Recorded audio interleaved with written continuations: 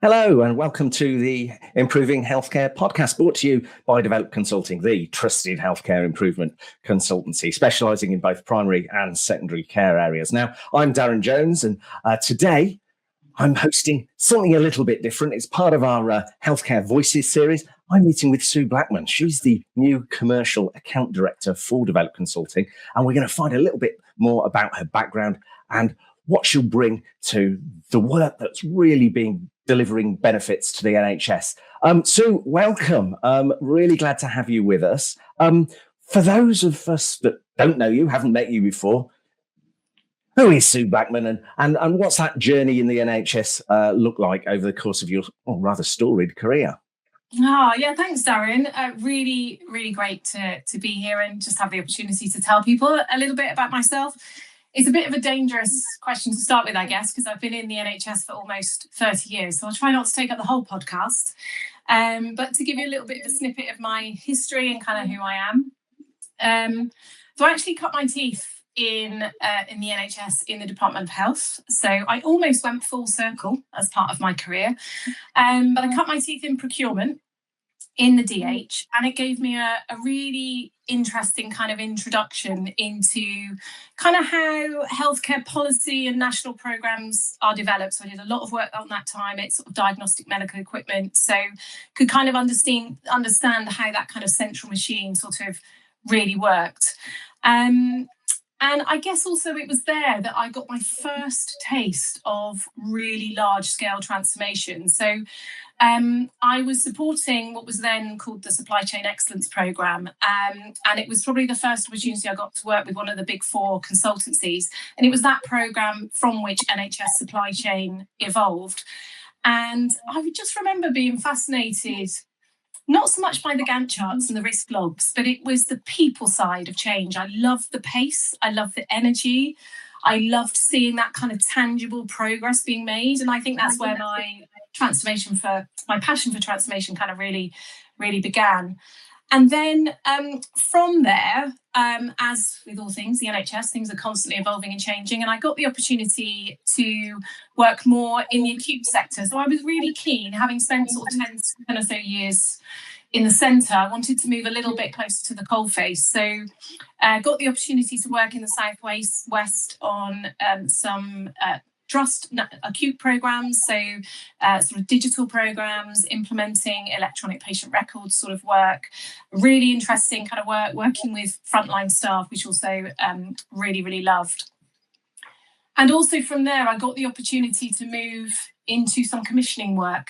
And I think this is where I really sort of found my fire, because worked on some really large scale kind of community service redesign programs, but at its core, working with frontline staff and populations, patients and service users that were really impacted by change, but also driving that change forward. And I think that is where I really found my fire, of when you harness the knowledge of those people and give them autonomy to create and generate ideas and give them a safe framework, you can really achieve amazing things. And then more latterly, before I joined Develop, I was working with one of the commissioning support units, where I worked with some fantastic leaders in supporting the development of their primary care portfolio. So I'd worked in primary care for around about 10 years before that, and had a real affinity with it. There's a lot of innovation, there's a lot of ideas generation in primary care, and they achieve amazing things despite the challenges that they face on a daily basis.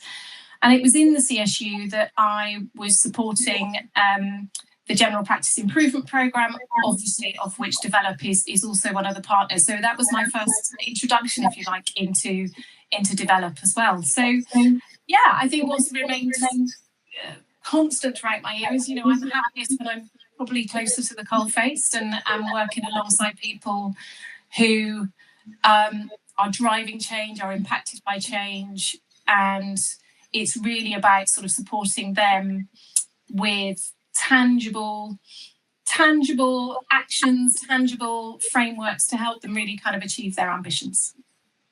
That's cool. And so your last birth was CSU, something I know about. I was on the board of CSU for many years, and obviously they're going and moving, and there's a lot of change in that sort of back room of the NHS. But what was it that made you go, do you know what? The next chapter, that is Develop Consulting. Why DC? Yeah, God, it was such a difficult decision, Darren, to take the leap from the NHS. I mean, I do think, like 20,000 other people, there's a lot of change and there's a lot of people exiting the NHS. And I feel very passionately, I'm not quite ready to hang my boots up yet. I've probably got another, a good chapter in me to continue to sort of make a change. But I guess with all the changes going on in the NHS, it gave me a little bit of an opportunity to think, okay, what does that next 10 years really look like for me? And I knew I kind of wasn't finished in healthcare. In fact, I'm probably more excited now, I think I'm sort of properly week 5 into DC. I'm more excited now than I have been in a really, really long time about being able to really support the whole of the kind of health and care landscape to really kind of move forward on some of the challenges that are going to be ahead of us in the next 5 to 10 years. And I think I'd worked with Develop for a number of years through the practice level support. They were, in fact, so the CSU was a new provider to practice level support in the last 2 years. And we were assigned Develop as our buddy, as an established provider. And I just had such a great vibe working with you guys. It was a very, very collaborative, it felt like a real partnership approach across all the delivery partners, actually. And I think the other thing for me is that Develop are essentially one of the founding delivery partners of practice level support. So they have really helped shape and deliver the offer alongside NHS England over many, many years. So they're really, really well established in that kind of primary care improvement space. And it provides a really great foundation to build a broader healthcare offer. I think the other thing that really excites me, though, about Develop is you have such a strength of, I guess, your heritage in lean and operational excellence and continuous improvement over lots of different sectors: construction, manufacturing, rail, maritime. And I think what is incredibly exciting is those sectors, they've spent decades kind of really perfecting productivity, perfecting their leadership approach, looking at improvement methodologies. And there's so much that healthcare has, and you've brought a lot of that into the practice level support space, but there's so much that can be done from that kind of transfer of knowledge. And I think the NHS doesn't need to reinvent the wheel. There's a huge opportunity to adapt those approaches and continue to evolve that as we apply them to the new challenges. And I think, finally, I guess I've got to that point in my career that I've got the luxury to be able to think about what I want. And that's fundamentally, I want to work with good people that have similar values, that, are not in it just for the sake of, well, we need to do X amount of projects and we need to do, X amount of kind of industries. It's about actually doing the right thing. And it feels like sort of Develop's values are sort of really aligned to that. So, so far and that's come to fruition. I think sometimes when you're working with an organisation versus sitting in it, it can feel quite different. But I have to say, kind of week 5, 6, everything that you portray when you're working with partners and customers is what you feel when you're in it. So that's been fantastic as well. And of course, I mean, my view, I don't know if you agree with it, but I always think that Develop Consulting's work in the NHS is far more like some of the stuff that CSU's did, because it was far more about delivering change rather than just writing a report about it. So I think you've come to another home where it's about doing and absolutely making change, not making statements. Yeah, there's very few PowerPoint slides that I have to, and very few reports, Darren. It is, I'm a natural problem solver. That's what I've done throughout my career, and that is Develop's bread and butter. Like I've seen you firsthand, obviously through PLS, and since I've arrived in other areas. This isn't about coming in with a snazzy PowerPoint slide or lots of Gantt charts and risk logs. It's listening, it's understanding challenges, and it's using the knowledge, but also your subject matter expertise to tangibly kind of move things forward. So yeah, that it naturally leans into what I feel I've been good at, and I guess what I'm recognised for in it, that is, I'm a natural problem solver, but I work well with people to understand their challenges and to help them solve their problems. It's not about being done to, it's working with. And your role as commercial account director, it sounds rather corporate, doesn't it? But is that what you're going to be really doing in your real job, is actually working with the people, being their trusted advisor, not just solving problems, but showing them opportunities? Is that kind of where what's lighting your fire about this? Yeah, I do think I maybe need to invest in a briefcase. I haven't yet, but I'm going to hold fire on that. But no, I think in reality, the role is maybe more interesting than the title gives it credit for. And that's fine. I've never been precious about job titles and things. But I guess at its core, the role is about helping NHS organisations solve some of their biggest challenges. And in fact, probably this morning is a pretty typical example of a day in the life of. So this morning, first call was a lovely chat with one of my developed colleagues, where we were sort of just trying to kind of get our heads together around, we know there's a lot of challenge around neighbourhood health and how we can practically help some of our practices and PCNs that we're working with to get neighbourhood ready or embed neighbourhood health. So we were kind of throwing some ideas around that. We're being challenged by ICBs around how we can support them in that space. The second call was with a lead from North East Yorkshire region, which we had a fantastic conversation about how we can support some of their ICBs, again around general practice improvement.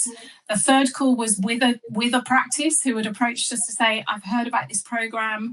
Can you give me a bit more information? I was there sort of understanding their challenges around demand and capacity. So that's a sort of fairly typical kind of what my day looks like. It's a lot about relationships. So obviously after 30 years, there's a lot of established relationships that I have with some fantastic, incredible people across the NHS, both in leadership roles, in frontline roles, GP receptionists, kind of the whole sort of spectrum. And it's really continuing those conversations so that we work really closely with NHS England and have really great line of sight of the policies and the strategy and the direction of travel. And it is about that translation piece. So how do you translate that direction of travel through those? So listening to those kind of conversations locally, what are their challenges? And then really trying to translate that into a tangible offer that's viable for organisations, that we can come in and help them really kind of move some of those challenges forward. So it's definitely not about selling consultancy. It's about helping those organisations navigate complexity. It's about really practical, sustainable improvements. And it's also making sure that as we deliver that support, we are leaving organisations much better equipped than how we found them to be able to sustain that support as well. So that's a big part of my role as well. And you've sort of gone poacher to gamekeeper because you've spent all this time in the NHS, and I'm sure at some point you commissioned consultancy. So you've seen the good, the bad and the ugly, and does that help you know what really is going to make a difference for the client, that having been in the other side? Yeah, for sure. So I've worked with some fantastic consultancy organisations, big and small. But, I've also on occasion sat in meetings wondering how much a particular PowerPoint or report might cost and what value it's adding. So that NHS core meets the public purse, every pound it has to add value. That will never, ever leave me. And I think what I've taken from that, and I've learned so many lessons from fantastic consultancy organisations and otherwise. And I think definitely the NHS doesn't need reports sitting on shelves. Organisations are super busy, resources are very, very stretched. And we shouldn't, as the public purse, be investing in consultancy that doesn't add tangible value and doesn't embed and transfer knowledge to allow organisations to sustain that improvement going forward. And I think good consultancy, the fantastic consultants that I've worked with, and you guys included over the last couple of years when I was in the CSU, it is about listening. That's where it starts. It's understanding the kind of fundamental realities of frontline delivery. And I know a lot of the associates that we work with and the people that sit within Develop have that frontline expertise. So they have worked in general practice, they have worked in the acute system. So they kind of understand the reality of what that feels like. This isn't a theoretical kind of strategy that we're bringing into our customers. It is tangible expertise that has been built through frontline delivery. And I think, I am really passionate about that building capability. As part of my role in the CSU, I was call it a QSAR lead, so it's Quality Service Improvement Redesign, and I was part of the faculty, and we would basically bring people on to be practitioners in quality improvement. And I always led the leadership element of that module. And I think, having very, very sort of strong leadership in that space and being able to build the capability of quality improvement across the NHS is one of the things I see Develop do all the time. And that's, again, something, that I really want to build on. And I think the other thing I've learned about really great consultancy is, I guess, what I call the floor walking. It's about rolling your sleeves up and working alongside people to make things better. So, that again, something I've seen all the time through practice level support and the work that you guys have done in that space, that floor walking. And your roots being in manufacturing, I've really seen that firsthand.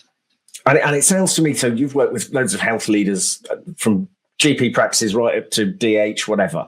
It sounds to me like one of the keys you see for transformation being about embedding that capability. You mentioned it a few times. Is that what really makes the difference between a bit of change and a transformation, that the capability is embedded and sustained? Yeah, 100%. I think, transformation is not, as I said earlier, it's not about necessarily Gantt charts and risk logs. You have to have the governance. I get that. It's fundamentally about people.